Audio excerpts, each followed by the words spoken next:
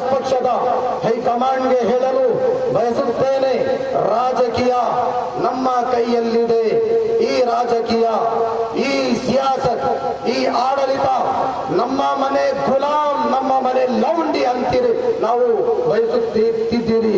ರಾಜಕೀಯ ನಮ್ಮ ಕೈಯಲ್ಲಿದೆ. ನಾವು ಬಯಸಿದರೆ ಎಲ್ಲ ಮುಸ್ಲಿಂ ಸಮಾಜ ಜನರು ಸೇರಿ ಹೊಸ ರಾಜಕೀಯವನ್ನು ನಿರ್ಮಿಸಬಹುದು.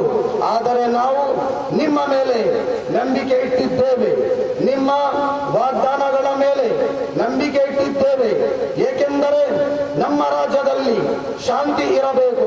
ನಮ್ಮ ರಾಜ್ಯದಲ್ಲಿ ನಾವು ಎಲ್ಲರೂ ಹಿಂದೂ, ಮುಸ್ಲಿಂ, ಸಿಖ್, ಕ್ರೈಸ್ತ, ದಲಿತ್, ಆದಿವಾಸಿ ಈ ಎಲ್ಲರೂ ಒಟ್ಟಾಗಿ ಪ್ರೀತಿ ಮತ್ತು ಸೌಹಾರ್ದತೆಯಿಂದ ಬದುಕಬೇಕು. ಹಾಗೆಯೇ ಪ್ರತಿಯೊಬ್ಬ ಸಮಾಜಕ್ಕೂ ಅವರ ಹಕ್ಕುಗಳು ಸಮಾನವಾಗಿ ದೊರಕಬೇಕು.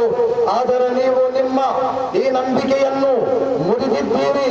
ನಮ್ಮ ಮುಸ್ಲಿಂ ನಾಯಕತ್ವ, ಕೇಂದ್ರ ಕಾಂಗ್ರೆಸ್ನ ಹಿರಿಯ ನಾಯಕ ಗುಲಾಂ ನಬಿ ಆಜಾದ್ ಆಗಲಿ, ನಮ್ಮ ರಾಜ್ಯ ನಾಯಕರು ನಸೀರ್ ಅಹಮದ್ ಸಾಹೇಬ್ ಆಗಲಿ, ಅಬ್ದುಲ್ ಜಬ್ಬಾರ್ ಸಾಹೇಬ್ ಆಗಲಿ ಅಥವಾ ಬಿಜೆಡ್ ಸಮೀರ್ ಅಹಮದ್ ಸಾಹೇಬ್ ಆಗಲಿ, ಇವರು ತಮ್ಮ ಜೀವನದ ಬಹುಮೌಲ್ಯವಾದ ಸಮಯವನ್ನು ಕಾಂಗ್ರೆಸ್ ಪಕ್ಷಕ್ಕೆ ನೀಡಿದ್ದಾರೆ. ಇಂದು ಸೆಕ್ಯುಲರ್ ಎಂದು ಹೇಳಿಕೊಳ್ಳುವ ಈ ಪಕ್ಷ ಇಂತಹ ದೊಡ್ಡ ಮುಸ್ಲಿಂ ನಾಯಕರನ್ನು ಪಕ್ಷದಿಂದ ತೆಗೆದುಹಾಕುವ ಮೂಲಕ ತನ್ನ ಭವಿಷ್ಯವನ್ನೇ ಹಾಳು ಮಾಡಿಕೊಳ್ಳುತ್ತಿದೆ. ನಾವು, ನನ್ನ ಪ್ರೀತಿಯ ಸ್ನೇಹಿತರೆ, ನಾವು ಎಲ್ಲ ಮುಸ್ಲಿಂ ಸಮಾಜದವರು ಮತ್ತು ಉಲಮಗಳಿಂದ ನಿಮ್ಮ ಬಳಿ ಒಂದು ಬೇಡಿಕೆ ಇದೆ. ಮೊದಲು ನೀವು ಸಂಪೂರ್ಣ ಮುಸ್ಲಿಂ ಸಮಾಜದ ಬಳಿ ಕ್ಷಮೆ ಕೇಳಬೇಕು. ನಂತರ ತಕ್ಷಣವೇ ನಸೀರ್ ಅಹಮದ್ ಸಾಹೇಬ್, ಅಬ್ದುಲ್ ಜಬ್ಬಾರ್ ಸಾಹೇಬ್ ಮತ್ತು ಇತರರ ಹುದ್ದೆಗಳನ್ನು ಪೂರ್ಣ ಗೌರವದೊಂದಿಗೆ ಮರಳಿ ನೀಡಬೇಕು. ಇಲ್ಲದಿದ್ದರೆ ನಮ್ಮ ಈ ಬೇಡಿಕೆಯನ್ನು ನೀವು ನೆರವೇರಿಸದಿದ್ದರೆ ಬರುವ ಚುನಾವಣೆಯಲ್ಲಿ ನಾವು ಅದರ ಉತ್ತರವನ್ನು ಕೊಡುತ್ತೇವೆ.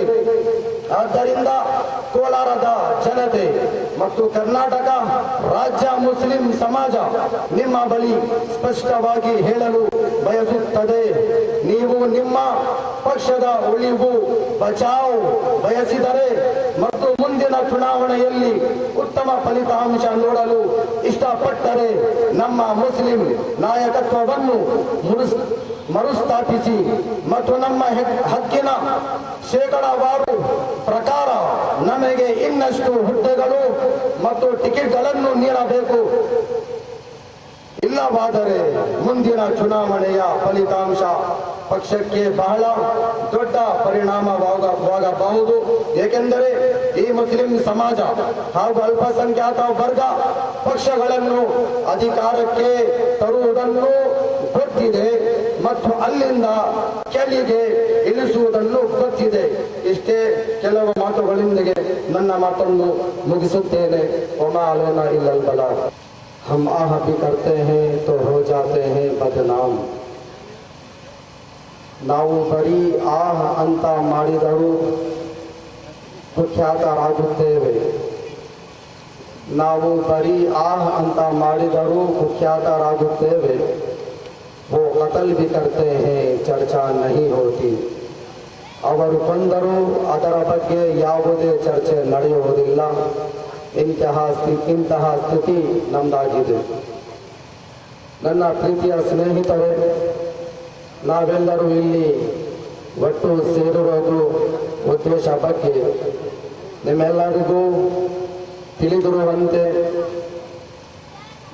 ಪ್ರಸ್ತುತ ರಾಜ್ಯ ಸರ್ಕಾರ ಮತ್ತು ಕಾಂಗ್ರೆಸ್ ಪಕ್ಷದ ಹೈಕಮಾಂಡ್ ಮುಸಲ್ಮಾನರ ಬಗ್ಗೆ ದ್ವಂದ್ವ ನೀತಿಯನ್ನು ಅನುಸರಿಸುತ್ತಿದೆ. ಮುಸ್ಲಿಮರು ಮತ್ತು ಉಲಮಗಳು ಆರಂಭದಿಂದಲೇ ಈ ಪಕ್ಷವನ್ನು ಬಲಪಡಿಸಿದ್ದಾರೆ. ಅವರು ಪ್ರತಿಯೊಂದು ರೀತಿಯಲ್ಲಿ ಈ ಪಕ್ಷಕ್ಕೆ ಬೆಂಬಲ ನೀಡಿದ್ದಾರೆ. ಮುಸ್ಲಿಮರು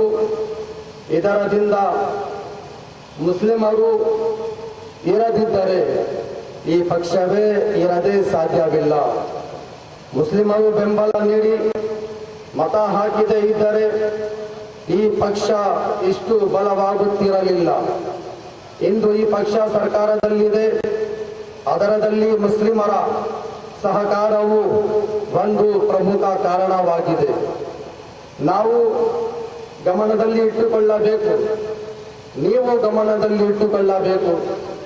2023 ಚುನಾವಣೆಯಲ್ಲಿ ಮುಸ್ಲಿಮರು, ಉಲಮಗಳು, ಯುವಕರು ಮತ್ತು ಹಲವಾರು ಜವಾಬ್ದಾರ ವ್ಯಕ್ತಿಗಳು ಸರ್ಕಾರದಿಂದಲೋ ಹುದ್ದೆಯಿಂದಲೋ ಹಣದಿಂದಲೋ ಏನು ಪಡೆಯುವ ಆಸೆ ಇಲ್ಲದವರು ಈ ಕಾಂಗ್ರೆಸ್ ಪಕ್ಷಕ್ಕಾಗಿ ಕೆಲಸ ಮಾಡಿದರು.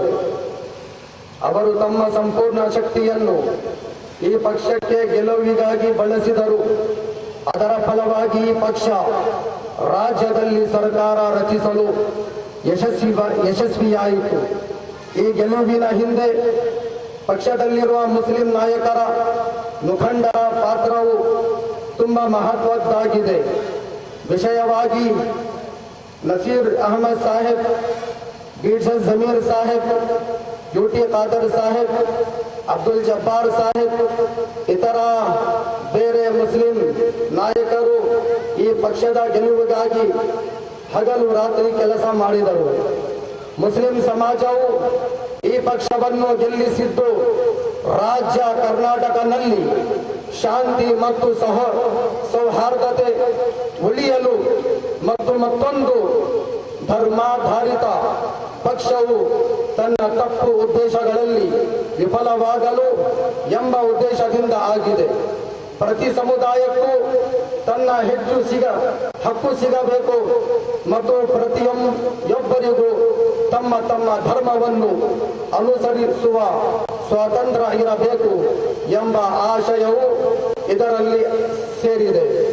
ಆದರೆ ನೀವು ಸರ್ಕಾರಕ್ಕೆ ಬಂದ ನಂತರ ಹಲವಾರು ವಿಷಯಗಳಲ್ಲಿ ಮುಸ್ಲಿಮರನ್ನು ನಿರ್ಲಕ್ಷ್ಯ ಮಾಡಲಾಗಿದೆ. ಸರ್ಕಾರ ರಚನೆಯಾಗಿ 3 ವರ್ಷಗಳಾದರೂ ಇಂದಿಗೂ ನಾವು ಮುಸ್ಲಿಮರು ರಿಸರ್ವೇಶನ್, ಹಿಜಾಬ್, ಅಜಾನ್ ಮತ್ತು ಹಲಾಲ್ ಇತರ ವಿಷಯಗಳಲ್ಲಿ ಪದೇ ಪದೇ ಚಿಂತಿತರಾಗಿದ್ದೇವೆ. ಮತ್ತಷ್ಟು ದುಃಖದ ಸಂಗತಿ ಎಂದರೆ ನಮ್ಮ ಮುಸ್ಲಿಂ ನಾಯಕರಿಗೆ ವಿಧಾನಸಭೆಯಲ್ಲಿ ತಮ್ಮ ಸಮುದಾಯದ ಈ ವಿಷಯಗಳ ಬಗ್ಗೆ, ಈ ಮಾತುಗಳ ಬಗ್ಗೆ ಮಾತನಾಡಲು ಸಹ ಅವಕಾಶ ನೀಡಲಾಗುತ್ತಿಲ್ಲ. ಈಗ ದಾವಣಗೆರೆ ಚುನಾವಣೆಯ ಸಂದರ್ಭದಲ್ಲಿ ಪಕ್ಷದ ನಿಜವಾದ ಮುಖ ಹೊರಬಂದಿದೆ. ಕಾಂಗ್ರೆಸ್ ಪಕ್ಷವು ಮುಸ್ಲಿಂ ನಾಯಕತ್ವವನ್ನು ರಾಜಕೀಯದಿಂದ ದೂರ ಇಟ್ಟು ಅವರನ್ನು ಬಲಹೀನರನ್ನಾಗಿ ಮಾಡಲು ಪ್ರಯತ್ನಿಸುತ್ತಿದೆ ಎಂಬುದು ಸೂಚನೆ ಬಂದಿದೆ. ಹೊಸ ಮುಸ್ಲಿಂ ನಾಯಕತ್ವದ ಮುಖವನ್ನು ಮುಂದೆ ಬರದಂತೆ ತಡೆಯಲಾಗುತ್ತಿದೆ. ಮುಸ್ಲಿಂ ಜನಸಂಖ್ಯೆ ಹೆಚ್ಚು ಇರುವ ಪ್ರದೇಶಗಳಲ್ಲಿಯೂ ಆ ಕ್ಷೇತ್ರದ ನಿಜವಾದ ಹಕ್ಕುದಾರರು ಮುಸ್ಲಿಮರಾಗಿದ್ದರೂ ಕೂಡ ಅವರಿಗೆ ಉದ್ದೇಶಪೂರ್ವಕವಾಗಿ ಟಿಕೆಟ್ ನೀಡಲಾಗುತ್ತಿಲ್ಲ. ಇದರ ಜೊತೆಗೆ ಇನ್ನು ದೊಡ್ಡ ಅನ್ಯಾಯವೆಂದರೆ ಕಾಂಗ್ರೆಸ್ ಪಕ್ಷಕ್ಕಾಗಿ ಹಲವು ತ್ಯಾಗಗಳನ್ನು ಮಾಡಿದ ಪ್ರಮುಖ ಮುಸ್ಲಿಂ ನಾಯಕರನ್ನೇ ಈ ಪಕ್ಷದಿಂದ ಹೊರಹಾಕಲಾಗುತ್ತಿದೆ. ಈಗ ಮುಸ್ಲಿಂ ಸಮಾಜ ಜಾಗೃತವಾಗಿದೆ. ನಿಮ್ಮ ಉದ್ದೇಶಗಳು ಮತ್ತು ನಿಮ್ಮ ದ್ವಂದ್ವ ನೀತಿಗಳನ್ನು ನಾವು ಗಮನಿಸುತ್ತಿದ್ದೇವೆ. ದಾವಣಗೆರೆ ಸೀಟಿನ ಬಗ್ಗೆ ನಮಗೆ ಹೇಳಲಾಗುತ್ತದೆ, ಇದು ಪಕ್ಷದ ಒಂದು ಪದ್ಧತಿ ಮತ್ತು ನಸೀರ್ ಅಹಮದ್ ಸಾಹೇಬ್ ಅವರನ್ನು ಕೇಳಿದಾಗ ಅಬ್ದುಲ್ ಜಬ್ಬಾರ್ ಸಾಹೇಬ್ ಅವರನ್ನು ಪಕ್ಷದಿಂದ ತೆಗೆದುಹಾಕಿದ ಬಗ್ಗೆ ಅವರನ್ನು ಹೇಳುತ್ತಾರೆ. ದಾವಣಗೆರೆ ಚುನಾವಣೆಯಲ್ಲಿ ಭಾಗವಹಿಸಿದೆ ಅವರು ಪಕ್ಷದ ವಿರುದ್ಧ ನಡೆದುಕೊಂಡರು. ಅದಕ್ಕಾಗಿಯೇ ಅವರ ರಾಜೀನಾಮೆ ತೆಗೆದುಕೊಳ್ಳಲಾಯಿತು ಎಂದು ನಾವು ಕೇಳಬೇಕಾಗಿದೆ. ಈ ನಿಯಮಗಳು ನಿಮ್ಮ ಪಕ್ಷದಲ್ಲಿ ಕೇವಲ ಮುಸ್ಲಿಂ ನಾಯಕರಿಗಾಗಿಯೇ ಏಕೆ? ಇತರ ಪಕ್ಷ ನಾಯಕರು ಕೂಡ ತಮ್ಮದೇ ಪಕ್ಷದ ಅಭ್ಯರ್ಥಿಗಳ ವಿರುದ್ಧವಾಗಿ ಬೇರೆ ಪಕ್ಷದ ಅಭ್ಯರ್ಥಿಗಳನ್ನು ಬೆಂಬಲಿಸಿದ್ದಾರೆ. ಆಗ ನೀವು ಯಾರ ಕ್ರಮ ಕೈಗೊಂಡಿಲ್ಲ. ಹಾಗಾದರೆ ಕೇವಲ ಮುಸ್ಲಿಮರನ್ನು ಗುರಿಸುವ ಈ ಯೋಜನೆ ಯಾಕೆ? ನಿಮಗೆ ನಮ್ಮ ಇತಿಹಾಸ ಗೊತ್ತಿಲ್ಲ. ನಾವು ವಿಶ್ವದ ಅನೇಕ ಭಾಗಗಳಲ್ಲಿ ನೂರಾರು ವರ್ಷಗಳ ಕಾಲ ಆಡಳಿತ ನಡೆಸಿದ್ದೇವೆ. ಈ ಭಾರತದಲ್ಲಿಯೂ ಉಂದುಲುಸ್, ಸ್ಪೇನ್, ಸಮರ್ಕಂದ್, ಬುಖಾರ ಹಾಗೂ ಆಫ್ರಿಕಾದಲ್ಲಿ. ಆದರೆ ನಾವು ಯಾವಾಗಲೂ ನಿಮ್ಮಂತ ದ್ವಂದ್ವ ನೀತಿಯನ್ನು ಅನುಸರಿಸಲಿಲ್ಲ.